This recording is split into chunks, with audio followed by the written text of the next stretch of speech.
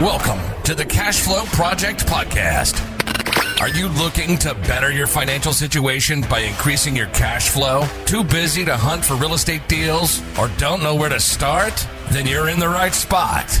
Join us as we dive in and talk about investing for cash flow using multifamily real estate. Welcome to the Cash Flow Project. I'm your host, Duc Ong with Tri-City Equity Group. Today we have Marius Skonieczny on the show. And Marius is the founder of MicroCap Explosions. He is also the author of 11 books on the subject of investing. From 2003 to 2008, he was in the residential and commercial real estate industry as an appraiser and broker. During the 08-09 financial crisis, he left real estate to focus exclusively on stock market investing. In 2009, he started with $10,000. By 2019, his account reached 1 million or 100x from the beginning. By the end of 2021, it reached 7 million. Marius, welcome to the show. Hey, thanks for having me. Yeah, so why did you decide to switch from real estate to stocks? Okay, so when I was in real estate, I entered the real estate industry right after college. So 2003, I graduated, and I kind of like, where do I go? And that's where I read the Poor Dad, Rich Dad books, and kind of led me to the real estate investing. I wanted to know how to appraise real estate. Because I thought, hey, I need to know how to value them before I started investing in them. And then while I was in the industry, I was at the same time studying a stock market. I was reading books about Warren Buffett. And I just simply realized that I just had more passion for businesses in general than just one specific business, which is real estate. And then when the financial crisis came, literally on December 31st, 2008, I left because I saw it as a great opportunity as everybody was panicking and running towards the exits. Gotcha. So how did you achieve that 100x in such a short amount of time? Well, I mean, it is like 10, 12 years, right? So, people usually overestimate how much they can achieve within 1 year, but they underestimate how much they can do in 10 years. And you see, I focused on small companies, microcap companies, which are very much ignored by the investment industry from the institutional point of view and also from the retail point of view. Because like when I'm doing, for example, some interviews with individuals like yourself who are in investing, many of the hosts actually get surprised that the area of microcap investing exists. If the people who are talking about investing, they have no clue this area exists, how do you expect the retail people to know that it exists? So as a result of this, there's very little competition in this area. And very little competition gives you a probability of mispricing. Kind of like if you're looking at the real estate market, if you go in and you shop for houses or apartments and all of a sudden, all the buyers disappeared. Nobody wants to buy. Well, you can like really go out and pick really good winners. I mean, it's not like every single property will be a winner, but the probability of you succeeding is high in an environment where you barely face any competition. So that's really how I was able to achieve that success, because everybody else, institutions have too much money to play in that space. And retail investors are busy chasing Bitcoin and GameStop and AMC and anything that's shiny. That's what they're doing. Got it. So what is a microcap stock? It's a company that has a market cap or equity of less than 100 million. So it could be 50, 20, 10. And it's usually companies that don't trade on NASDAQ or New York Stock Exchange. They usually trade on secondary exchanges or venture exchanges. And in the US, we don't have a venture exchange. So companies that are so small and choose to be public, they have to trade on Toronto Stock Exchange Venture in Canada or Canadian Stock Exchange, or they have to trade on OTC, which is over the market. But what's interesting about them is that I would say 80 to 90% of the companies that trade on these exchanges, I would never touch. They're not real businesses. They're just speculative entities. But out of that, the 10 to 20 are real businesses that have real customers and they have really interesting solutions. And at some point, when they become big enough, they will graduate to NASDAQ. And that's when they're going to get repriced most likely. And let me give you an example, because you're in real estate, you will be able to relate to this company. About 2 years ago, I found this company called Voxter, XTUR.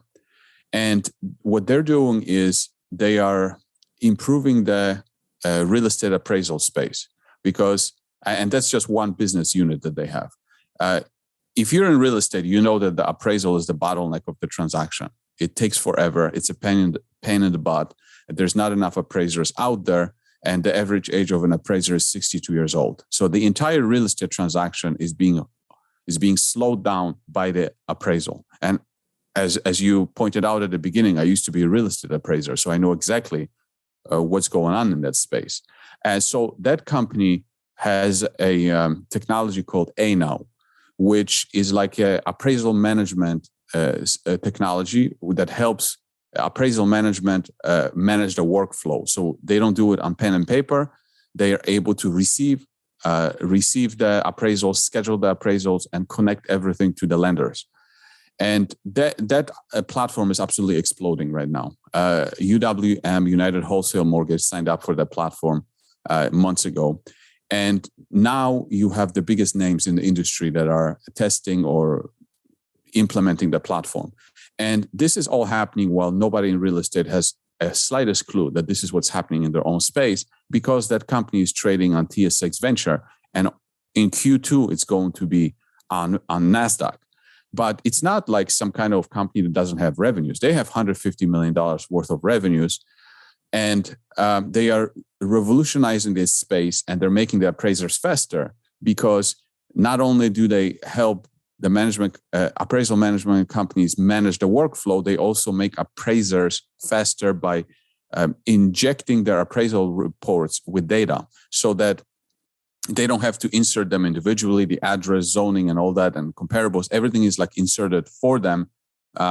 So they're creating a solution for an industry that's in very much pain for a solution. And then they also have a title business where they're doing the same thing on the title side.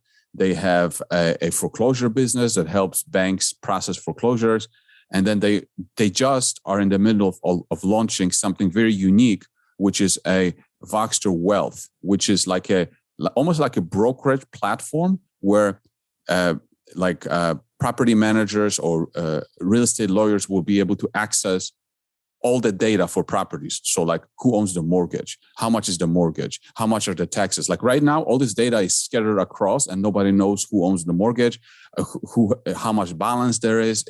So they're putting this product together, and they're also going to be able to, so people are also going to be able to sign up for this and be able to tell if their tax assessment is too high or too low, and by how much in comparison to the neighbors. So people will be able to pay like $50 to find out if their assessment is correct.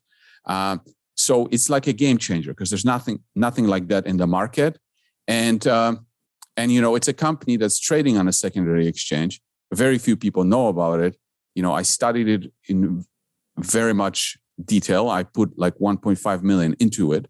And, right now it's just exploding, and it's about to go on NASDAQ, and people are going to find out about it. And I think I'm going to make 10 to 50 million on this just because nobody else is paying attention. So it's just an example of, something that you guys can relate to. Yeah, it's awesome. As a real estate agent myself, I can't wait till the time when appraisers can actually turn the reports back quickly, and that not being a bottleneck anymore. So yeah, that's huge. It's like a picks and shovels type of play. Yeah. Yeah, and one time I told this mortgage broker about this opportunity, because the mortgage broker works with UWM, which UWM went appraisal direct. In other words, they are ordering appraisals directly from the appraisers instead of going through an appraisal management company. The moment I told him about it, immediately he bought the shares in the company, because he's like, this is a game changer. And I know that this is such a pain for the industry, and anybody that has a solution that's being accepted, it's huge. It's like a tectonic shift in the industry. So what is your competitive advantage in microcap investing?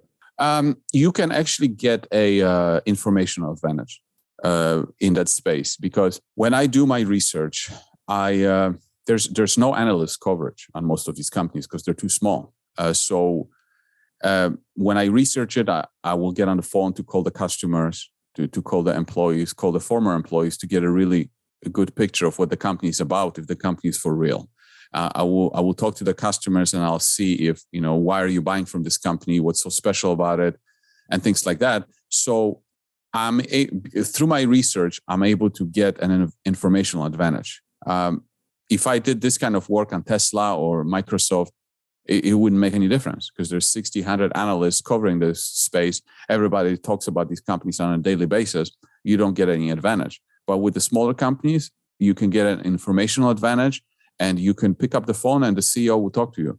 And you can't do that with Apple. Like the CEO will never talk to you. With the smaller companies, they will talk to you. They will explain you the business, how it works, what to pay attention to. So that's an immense competitive advantage. Got it. So information asymmetry, right? Yeah, that's right. So in the multifamily syndication space, we often use private placements. So how do private placements play a role in the microcap space? Okay, so a private placement is a way to inject companies with capital, and you do the same thing with apartments, right? You do private placements to raise money so that the money can be used to purchase the property or to improve it or whatever. With smaller companies, usually are in a growth phase, and just because you have revenues, you might not be profitable yet, or you might want to grow faster, and growth costs money. So you might want to raise money directly through investors. So you might issue new shares through what's called a private placement.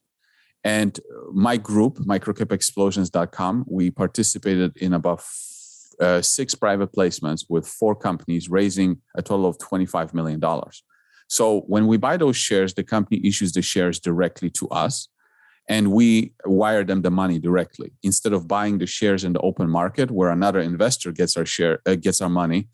In this case, the company directly gets our money. So this is important because it's like we create our own success. If we can inject capital into the company and the company uses that capital productively, then we become our own catalyst and we create our own success. And this happened pretty much almost every private placement that we've done. Since then, the stock price went up. One most successful one was a company called Oracle, where we injected capital at 60 cents and then the stock went as high as $3.60. And mostly because of our money. They were able to use that money to improve the value of their company. But yeah, so and then also with private placements, if let's say the stock is trading at $1, usually you get a discount to incentivize you to buy the shares directly from the company. So you might be able to buy those shares at 80 cents or 90 cents. And in addition to this, you might get a warrant. So if let's say if you buy 100 shares, you might get half a warrant. So you might get 50 warrants. And those warrants might be priced at $1.20, not dollar, but above what the stock is trading for. But they give you the right to purchase additional shares in the future directly from the company at that price of $1.20. So if the money creates success and makes the stock price go up to $2 or $3, you still have the right to purchase more shares at $1.20. So that's a significant incentive. Got it. So what is the most successful trade that you've executed, and how did you decide on that? The most successful was the same company, Oracle. It's kind of like a real estate play in a way, because it's a company that was involved in a property, real estate property, copper project in Mexico, and they were involved in a legal battle. In 2000, the property, it's called Santa Tomas Copper Project, was sold from a Mexican guy to a crook from Arizona. That crook took the property and never paid the guy. And because this legal mess was in 3 different jurisdictions, Mexico, United States, because the guy was from Arizona, and then the entity was in Bahamas, that Mexican guy had no way of getting the property back after the crook didn't pay him. So that company, Oracle, came in and said, we're going to solve your legal problems. And in return, we're going to earn 50% interest in that property. And it took them about 10 years to win that battle. And when I got involved, they already won it, but they just needed to properly register the property back to the original owner. And when I got involved, the value of the company was $3 million. And when I looked at the property that they just won, it was worth $500 million. I looked at it and I was like, this is incredible. How could that be? And because nobody was paying attention, it was trading on TSX Venture. People don't want to get involved in legal messes, so they don't even want to study them. It didn't matter that they already won the legals, that it was just a matter of formality. It didn't matter to them. They didn't want to touch it. Well, I bought it. And then I was buying it for about 4 cents per share. And then it went as much as $4. So it was like a 100-bagger for me. That's where I made the most money. That's why my portfolio went from like $1 million to $7 million, because I had so much invested in it. I had such a high conviction, and by the time I was able to get involved in it, my portfolio was bigger than when I started. But yeah, that was a huge success. And I still hold the shares. That's amazing. So what is your process for selecting microcaps? I go through all the companies on an exchange. So in 2019, I was kind of, preparing for what to do next after that win. I went through 5,000 companies one by one on like 5 different exchanges: Canadian Stock Exchange, Toronto Stock Exchange Venture, OTC, and NASDAQ, New York Stock Exchange, and just go through one by one. So, for example, there's only 700 to 800 companies trading on Canadian Stock Exchange. So you can go one by one and look at them. It doesn't take that long if you do like 10 a day. And like I said, 80 to 90% of those companies are worthless. So you just look at it and you're like, this is a joke. I'm not even going to look at it. So it doesn't take that long. But you look at enough companies, you find some very interesting opportunities. And then, of course, from that, you narrow down and you do your research. And I guarantee you'll find incredible opportunities. Recently, I did that exercise again on Canadian Stock Exchange, went through 700 and narrowed down to 5. And I ended up investing in 2. And one of them, I own 1% of the whole company. And I'm not going to reveal the name because it's private. Some companies I reveal on my YouTube channel, some stay on MicroCap Explosions. This particular one is, on MicroCap Explosions, but I own 1% of it. And it, came through the process of going through 700 companies and narrowing it down to 2. So do you use technical analysis at all when picking microcaps? No, because technical analysis is more, it doesn't work that well with small companies because they have much less liquidity. So the movement in the stock price can be affected by one person. But also technical analysis is more of an analysis of what the market is doing, what other individual players are doing. I couldn't care less what the other people are doing. What I'm looking for is value, and I'm looking to hold my companies for years. So during the times that I hold them, the stock can go up and down like a yo-yo. But if I am correct on the business, if I'm buying this business for less than it's worth, or that business becomes more valuable while I'm holding it, I'm going to be okay. So I don't really use technical analysis at all.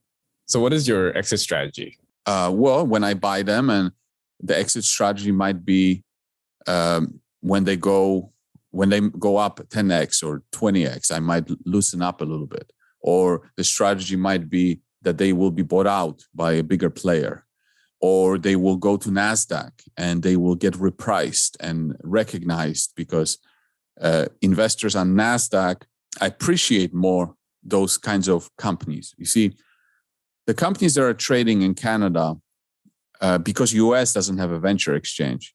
In Canada, the exchange TSX Venture was born out of a merger of different exchanges. One was for mining, one was for oil and gas, one was for biotech or pharma, and one was technology. So technology is really the companies that I am more interested in because they have high margins and they are real businesses. Mining, I hate mining. And oil and gas, it's a very capital intensive business, and marijuana interests me. I have zero interest in it. But the point is that the investors that are investing on that exchange, TSX Venture, I always joke about it, they get high on pot and they're looking for gold. So they're not interested in real businesses, real companies.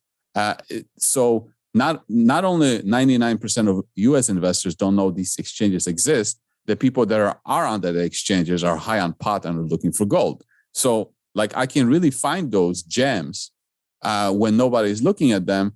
And then when they do go to NASDAQ, well, then if the story is good, if their business is good, they will get repriced because they will get the respect that they deserve on NASDAQ versus, the Canadian exchanges. So what is the downside of investing in microcaps?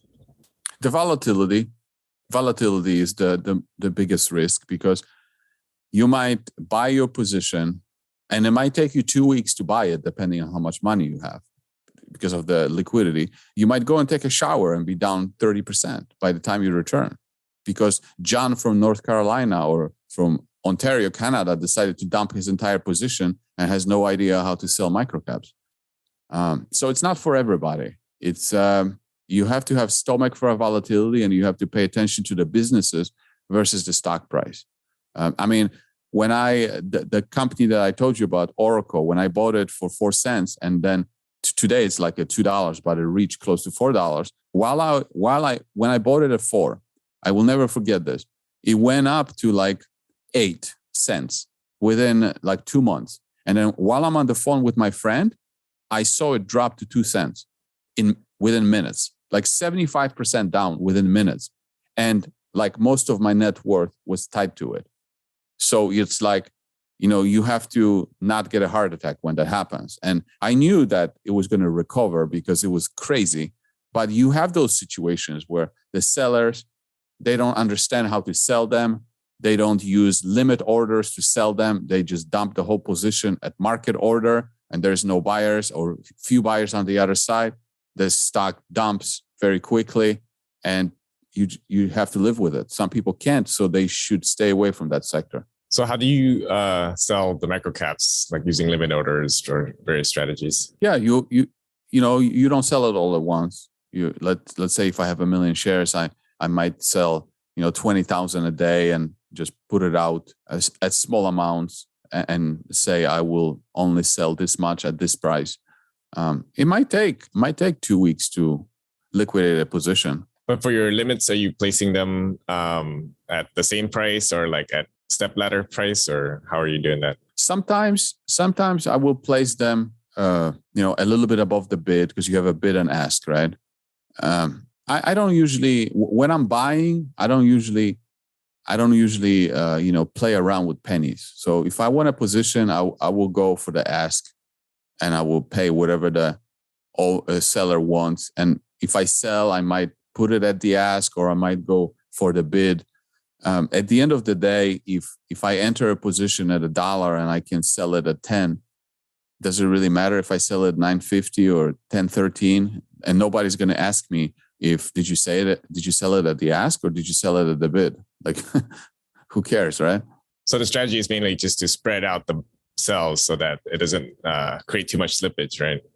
Yeah, you don't want to be the one that's causing the stock to crash. You want to be intelligently selling, and of course, when there's a lot of sellers selling at the same time, again, the volatility to the downside can be great, but you'd be surprised.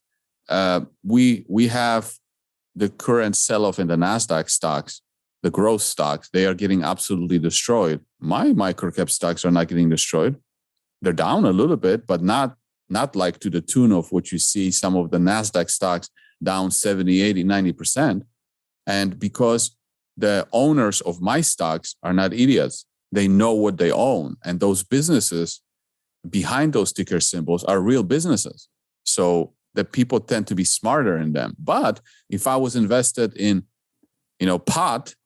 pot stocks and they're completely overvalued, then yeah, they're going to get crushed with everything else. But if you're smart about what you invest in, it doesn't matter how big it is. I always use the example of, you see, the entire industry talks about, especially the financial industry, talks about the microcap stocks as penny stocks, risky, stay away. And I always say this, look, if you had a 100-unit apartment building, okay, and that apartment building was worth $10 million, you wouldn't have a problem owning that apartment building in your retirement portfolio or give it to your kids or support yourself on the apartment building because it's a real business. It's a real apartment building. But if you took that apartment building from private hands and you put it in a public vehicle and made a trade on Canadian Stock Exchange or TSX Venture, those same people would call it microcap, penny stock, don't touch it. And I'm like, how ridiculous are you? It's the same apartment building. Like, so don't pay attention to whether that business is in private hands, in a private entity, or in a public entity, or whether the stock is $10 or 50 cents. It doesn't matter. What matters is whether the business behind it is a good business, whether it satisfies the clients, and whether it generates revenues or profits. That's what matters, not where it trades, how it trades, and what the stock price is. It doesn't matter.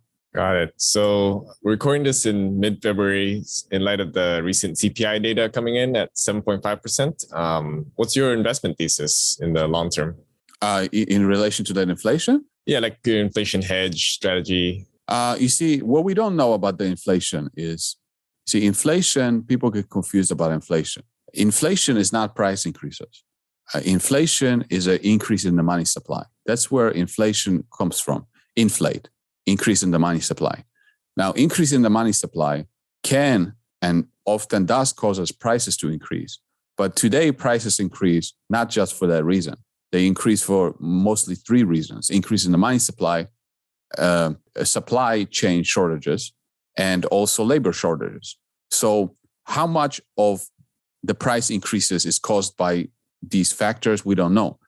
But eventually, the supply disruptions are going to get solved. Eventually, people will have to go back to work. So I suspect that side of the equation will be fixed. The money supply is never going to be fixed because the government is always reckless and irresponsible. They will always print money and spend more money than they collect. So we're always going to have inflation. They will always destroy the value of our money. So what am I supposed to do about it? I can't go and educate them and tell them, hey, don't print more money because they're just reckless. Big brother is always going to spend more than it collects. So my focus is I can't do anything about it. But what I can do is I can buy businesses that are going to be worth more in 5-10 years than what they are worth right now. I can control the fact that I'm buying stocks for less than they're worth. And as a result, I will have more money at the end of the day if I choose it correctly. And if I lose, 5% of purchasing power per year, hopefully I'll make it up with my gains.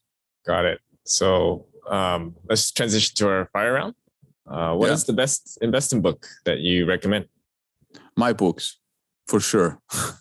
Why are we so clueless about the stock market? That's why I wrote it. It's for a easy to read, and if there were books that I was satisfied with, I would have never wrote it. What is your superpower? I think thinking independently. I think that's important. Not having to feel comfortable with what the crowd is doing, just doing your own thing. Agree. That's a key skill in investing. So what is the biggest lesson you've learned over your investing career? Don't invest in the mining stocks. I had, so I seriously started investing, 2008, 2009, and I did really well until 2012. And that's when I got involved in the mining stocks. And from 2012 to 2016, I thought that I was going to shoot myself because I was involved heavily in the mining stocks, gold and silver. And I've learned, I even created a mining playlist on my YouTube channel. I called it Why I Hate Mining Stocks. And if you ever want to invest in mining stocks, just watch my video series. Hopefully I will vaccinate your brain out of mining stocks after you do that. Got it. All right.